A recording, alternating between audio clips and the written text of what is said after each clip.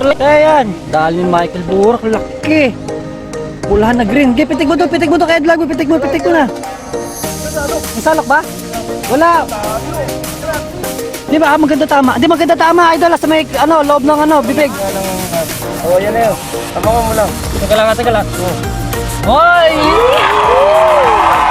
Yes! Laki! Yan ang nadadali dito sa Kumilang Goods. Boto natin yung baby reel natin. Fingers. Okay na rin.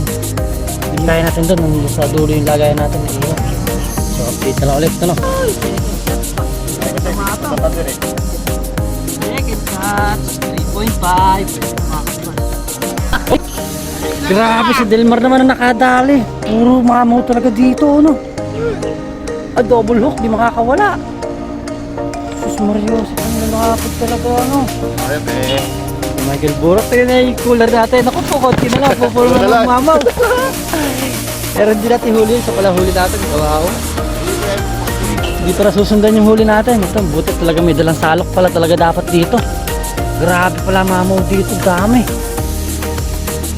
Makakadali nga lang si Michael Burak tsaka si Kabios Delmar. Sana tayo naman Opo. Kahit